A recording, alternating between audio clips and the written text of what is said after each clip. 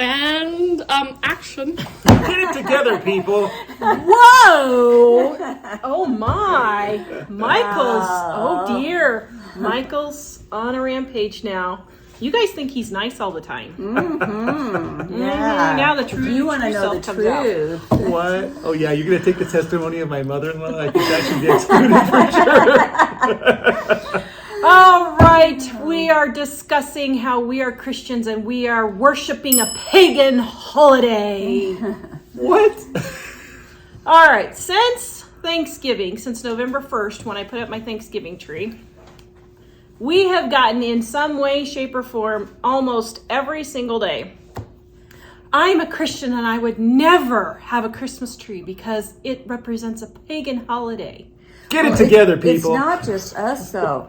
Almost every video I watch that has anything Christian on it, and they talk about Christmas, somebody makes a comment like that now. It's like, that's the in thing for Christians to say now, or so-called Christians to say. Yes. And so... All right, so we're going to discuss why, as Christians, we have Christmas trees, or a gnome tree, and why we celebrate Christmas. Who wants to go first? Well, two main things that I have trouble with when people say that is, first of all, when they make a comment like on our live stream or on like that. Any of our videos. Any of our videos. Facebook, anything. Yeah. When you make a comment where the whole public sees that comment, the thing is, the Bible tells us if we think our brother or sister is in sin, we are to go to them privately and in love and talk to them about it. First of all, there's nothing private about those comments. So you're messing up there. Wait. Yeah. You're saying there's no spiritual gift of criticism? But there is. That's not private. They're not doing it in love. You can tell their words are angry when they say this. And they're being holier than thou. They're being self-righteous. Yeah, they're going by the letter of the law, not the spirit of the law. I mean, there are so many things in just one of those comments that we could go through that's scripturally wrong. The second thing then that I have a problem with when they say that, and I've said this before, almost anything we can do in our world is related back to pagans or to our ancestors or forefathers. It might be better to say some pagans have done things in the world that are related to the things that we're doing. Yeah. So some of those would be... Well... Birthday candles. Birthday cakes. Round birthday cakes are supposed to be like the moon or something like that. Also, just celebrating birthdays at all. Yeah. Also, do you have a dog or a cat? Do you own a cow or a goat? All of those have been worshipped by pagans. And here... How many people worship their animals now? Really? I mean, you put those... And well, if you have animals. One, they worship them in India today. I know. So you might be sinning if you have a cow. Yeah, and so how many of you have pets? That can be traced back to pagan, worshiping and stuff like that. Candles. Did you know pagans, where we got candles from, was they would put those on the altars of their gods and stuff like that. So you need to be really careful when you jump on the bandwagon, which is exactly what's happening. When everybody's starting to say this all of a sudden now, that's jumping on the bandwagon. You're just going along with the crowd. There's nothing spiritual or right when you make a comment like that. There's on any level. I think Jesus would probably, if you open up the page to where Jesus says, "Woe to you who tithe all of your herbs and spices and filter out gnats," that's what you're doing. You're doing that if you say this. You are putting yourself in the place of God and going after somebody and saying, because this is the way I believe that, then you are sinning. And the thing is, the tree thing that you're talking about has been, if you're one of the people saying that, has not been a tradition of any religion that I'm aware of for 700 years. And nobody now has, or at least I'm not aware of anyone in my family who has the heart of, I'm going to bring this gift before the tree and ask the tree to give me this blessing, and it's going to be a wonderful thing. And so what you've been done, if you're a person that says that, you can do what you feel is right for yourself. But when you go to other people and you say you're sinning because you've done this, you're being a Pharisee. And not only that, I think that you are acting as an agent of the devil. And the reason I say that is because the Bible tells us that he has very crafty ways. He's a roaring lion looking for someone to devour. And he uses those kinds of things to cause you to have a spirit of an evil attitude, basically, of judging unto condemnation of other people. And judging unto condemnation is the kind of judging that's forbidden in the Bible. So when you say that, you're acting as an agent of the devil in saying, don't celebrate the birth of Christ. The day doesn't matter. No Christian should be saying, don't celebrate the birth of Christ. And you know what? Nobody's ever mentioned this, but if a child has been adopted and they don't know when their birthday is, and they're assigned a birthday, how is that any different? When I was in college, I had been persuaded by some witches that I shouldn't be a Christian. And I wasn't at the time anyway, but I thought I was, or I thought I had been. But what they used as the reason why is, well, Christians do these pagan holidays. Christians kill their God and drink his blood. Christians have their holiday where they put a tree in their house or whatever. And the thing is, the reality is, that was an attack from them against me becoming a Christian. And so when you're doing that, that's the kind of thing that you are participating in. Now, it's fine if you personally have a conviction and you think, I don't want to do this at my house. That's fine. But when you need to go enforce that on other people, that's the problem. Yeah. So all of these details, like trees used to be worshipped by pagans, guys, we are not going and worshiping a tree. We put up a tree because it's pretty. Because it's light in the middle of winter when it's dark. We give gifts. It's cheery. It's cheery, yes. We give gifts because we love one another and we want to show our love towards them. Not because we're worshiping those people that we're giving the gifts or that we're worshiping the gifts. Well, and they're also reminders of the gift that God gave to us, that this holiday is supposed to represent. And I go back again in Esther. You've maybe heard me tell this story before. Whenever Esther saved the Jews and saved the people, God commanded them and told them, I want you to have a feast and a celebration. I want you to exchange gifts. And they sent letters to people in other areas. He said, I want you to have a feast and give to the poor. This was all the things he told Esther and the Jews to do at that time. And another thing he said, and do it every year in remembrance, as a celebration. And I'm thinking, oh my goodness, if God is telling Esther to do that for saving the Jews, how much more should we do that for Jesus saving us? Yeah. This is our celebration of God sending his son to die for us.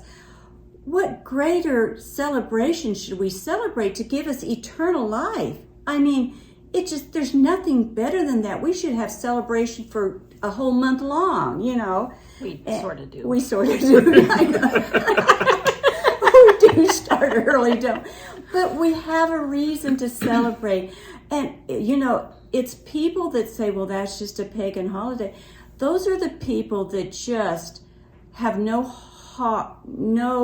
spirit of love and joy and peace in their heart. Most of the time, the people I know that say that, they don't have it. Yeah. And if you hear the words they say, and if you were with them one-on-one, the tone of voice, you would know what I'm saying is true. When we should be the happiest, most joyful people there is, and we should celebrate anything we can. Yeah. Anything we can that's connected with Jesus. Yeah. Well, there is one other thing. A lot of times people that make those statements to try to enforce things on other people fail to recognize all of the idols that they have in their own lives. Mm-hmm. Like, all of us have something that we treat like an idol, and we're supposed to be getting rid of that. But Christmas is not an idol because something that somebody else used as an idol 700 years ago is in your house. But it is an idol if you say, I just absolutely have to have this vehicle. I absolutely couldn't do without this. What happens if I I have to have this thing that's going to protect me from something, that I just absolutely have to have it. It's the most important thing in my life. Well, if you're buying a house you can't afford, a car you can't afford, on debt. You can even idolize your family. Yeah. You can say, well, I'm going to do this because I have to keep them in my life, and it's going to...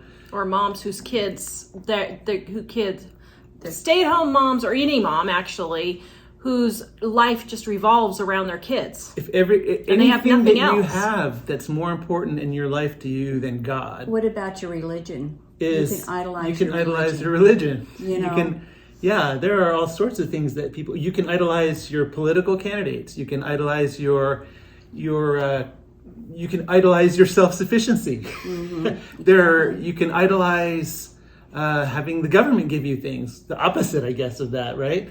Pretty much any of that stuff is an idol if it becomes more important to you than God. Mm-hmm. So I think if you have found yourself telling people that, it's fine to think for yourself, do I feel a conviction from God not to do this? But I would Then be you shouldn't do it. very hesitant to go be critical of everyone else. Yeah. Now it's different if first of all, like Jill said, you still would want to go individually and talk to people privately. But if you saw a person like burning incense in front of a tree and folding their hands and looking like they're praying to it, and they're friends of yours, so you actually have the right to actually talk to them about it, then I would go to them privately and say, that looked a little strange, and I was just wondering, how do you feel about, doesn't this, have a private conversation with them that's reasonable and measured and not just wagging your finger and Yep. And dragging people before the you cause more damage in the family of God, and for unsaved people, you cause more damage by arguing and making snide remarks and unkind remarks like that, and you drive people away from the Lord. You drive people away from the Lord way more than us just having a Christmas tree in our living room. So you Actually, gotta be it's funny you said that, because if you haven't ever read the Screw Tape Letters by C.S. Lewis, in that story, they really illustrate how they're basically two demons talking about, or devils talking about how to turn people away from God. And one of them is like, oh, hey, your prospect just joined a church? That's great. Because now they're going to see all these people that aren't acting like they should be, and it's going to... Exactly. Don't be that guy. Yeah, exactly. Yeah. So we did this video for Christians who see these comments and think, oh, well, should I be celebrating Christmas? Oh, is that a pagan holiday? No, Christmas is not a pagan holiday. Christmas trees are not a pagan tradition. This is 2021, not the 100s or whenever they did it.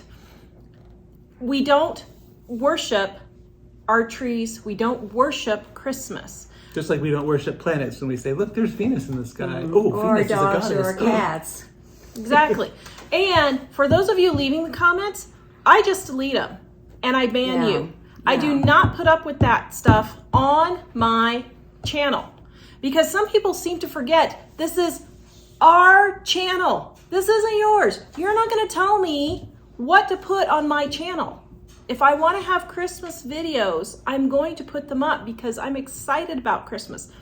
I'm not going to let some twit behind a screen sit there and tell me what content to post and what not to post because I'm supposedly a Christian, because I'm not, because I'm worshiping Christmas. It doesn't even, it's just ridiculous. It's absolutely ridiculous. So just stop arguing about it. Mm-hmm. Yeah. Arguing is wrong, period. Yeah. It's wrong. Yeah, it would be really important if you've felt that desire that you analyze your heart, like you look at it and think, am I really I heard doing the right thing? Lord, show me. I heard one pastor who was getting comments like that about the pagan comment, and he said, well, I'm really glad for you that God must have convicted you, because you must have been worshiping like a pagan for you to be convicted like that. Yeah. So be careful. Yeah.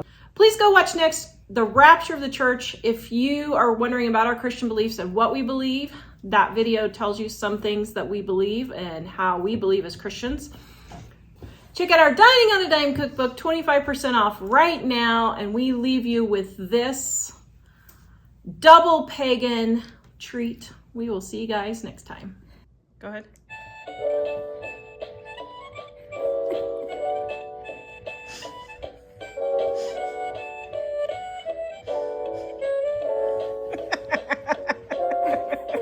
Be careful. Hold on. What video can we ask them to watch? I forgot about that. Rudolph the Red-Nosed You